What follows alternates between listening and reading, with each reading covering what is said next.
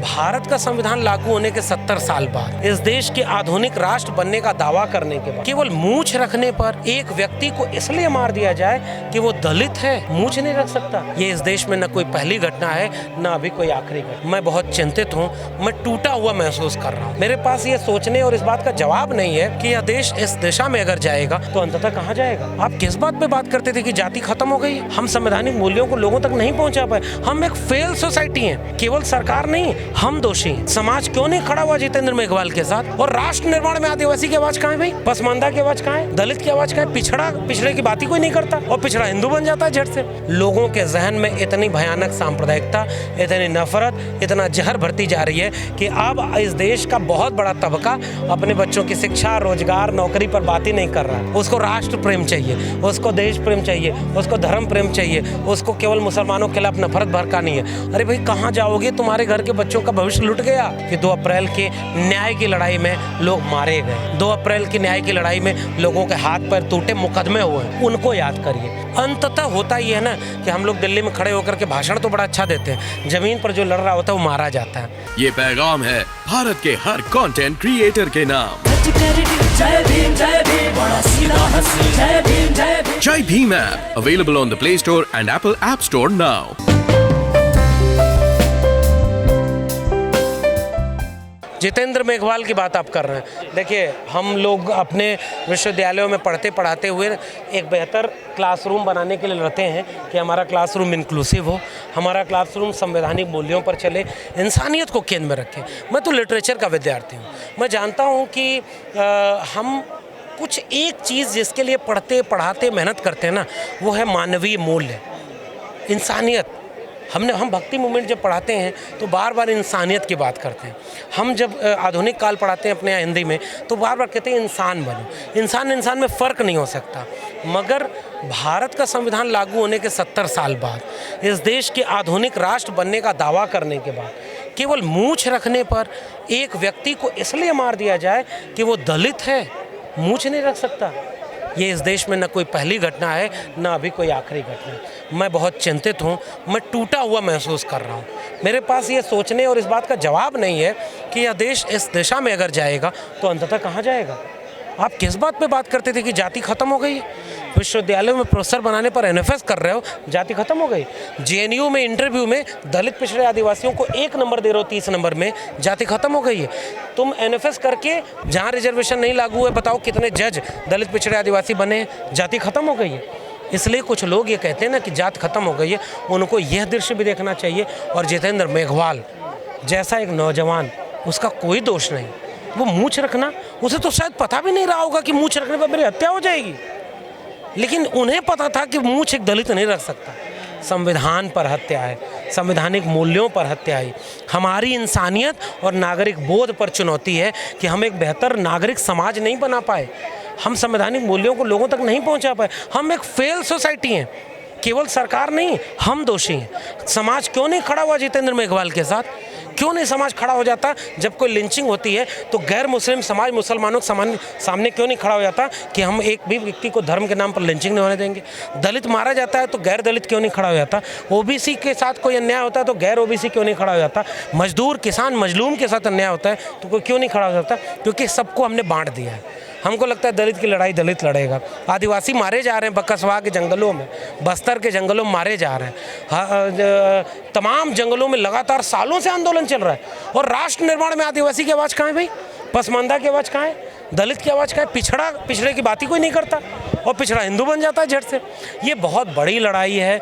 मैं एक विश्वविद्यालय में पढ़ने और पढ़ाने वाला व्यक्ति, मैं यह समझता हूँ कि मेरी चिंता इस बात की होनी चाहिए कि मेरा समाज अच्छा समाज नहीं बन पाया, मुझे उसकी चिंता है। इसलिए मैं ऐसी हर घटना को एक चुनौती के तौर पर लेता हूँ, जो संविधान के सामने चुनौती है, मानवीय मूल्यों के सामने चुनौती है, हमारे सामने चुनौती है। दुर्भाग्य तो ये है, हत्या तो हुई, अपराध तो हुआ, लेकिन अपराधियों के साथ समाज खड़ा हो जाता है। अरे भाई, इस देश में फूलन देवी की जिसने हत्या की उसके नाम पर फिल्म बनाई जा रही है। ये तो वो देश है जिस बात पर शर्म करनी चाहिए उस पर अब गर्व करते हैं। 30 साल पहले अगर कश्मीर पंडितों को, एक तो ये बात बताओ कि कश्मीरी जो भगाए गए वो हिंदू थे, पंडित थे। अगर वो पंडित ना होते तो तुम क्या कहते? कश्मीरी दलित। अगर भगाए हो गए होते तुम कहते कश्मीरी आदिवासी।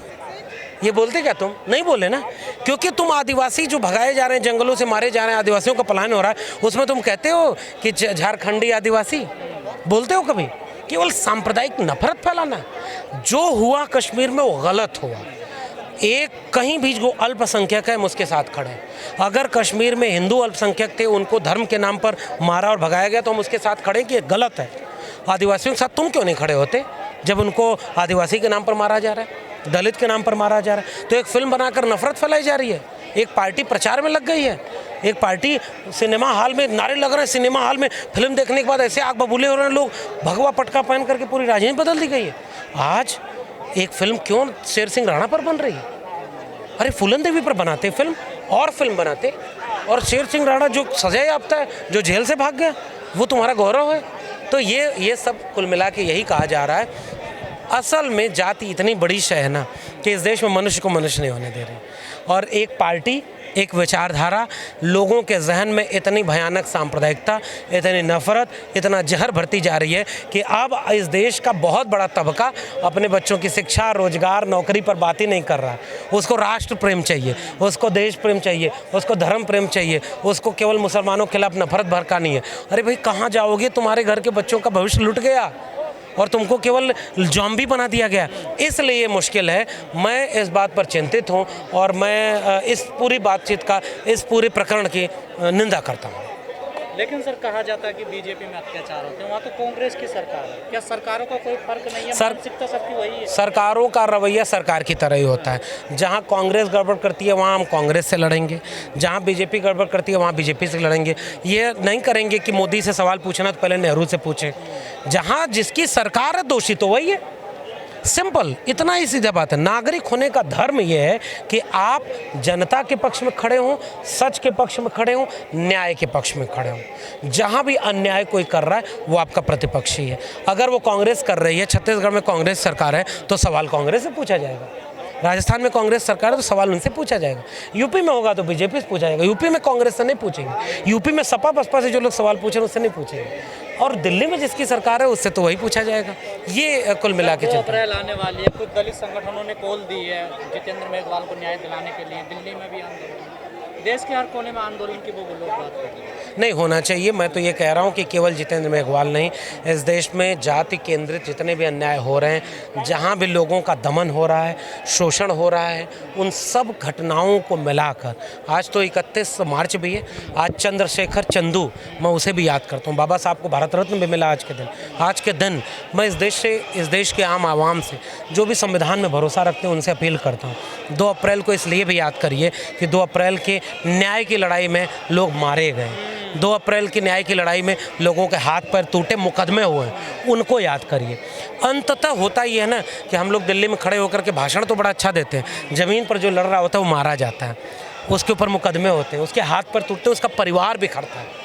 उन लोगों के न्याय के लिए लोग कहते हैं जाति खत्म हो गई, रिजर्वेशन भी खत्म कर देना। मैंने अभी तो जवाब दे दिया ना कि कहाँ जाति खत्म हो गई है। बात रिजर्वेशन की नहीं है। रिजर्वेशन से अब थोड़ी सी, अब सरकारी नौकरी बर्बाद कर देंगे, सरकारी एजुकेशन बर्बाद कर देंगे, आप रिजर्वेशन का लेके क्या करेंगे? इस देश के दलितों, पिछड़ों, आदिवासियों को अगर लड़ना है तो शिक्षा के लिए लड़ें, रोजगार के लिए लड़ें, अपने आत्मसम्मान के लिए लड़ें, तभी कुछ बचेगा। वरना आरक्षण तो अब कहीं बचा भी नहीं है। आरक्षण जहाँ जहाँ लागू था वही 2 सेक्टर उन्होंने ख़त्म कर दिए। शिक्षा को प्राइवेट हाथों में बेच दिया नई शिक्षा नीति के नाम पर। वो आज नहीं दिख रहा है तो कुछ दिन बाद दिखेगा। और सरकारी नौकरी अपने आप खत्म होगी। 2 दिन की हड़ताल पूरे देश में हुई है कि भाई सरकारी नौकरी तो 1% भी नहीं बची है, प्राइवेट सेक्टर में रिजर्वेशन है नहीं, तो आरक्षण बचा के आप कहाँ ले जाएंगे? उन्होंने जैसे संविधान लागू है मगर संवैधानिक मूल्यों और संवैधानिक संस्थाओं को बर्बाद कर दिया, वैसे आरक्षण लागू रहेगा। आरक्षण लागू जहाँ होता है वो जगह ही बर्बाद कर दी जाएगी। आप बचा के क्या करेंगे? इस देश के दलित, पिछड़े, आदिवासियों को, संवैधानिक मूल्यों में भरोसा रखने वाले लोगों को आंख खोल करके क्रांति का आगाज करना होगा। अगर क्रांति का आगाज नहीं करेंगे तो आपके पास कुछ बचेगा नहीं।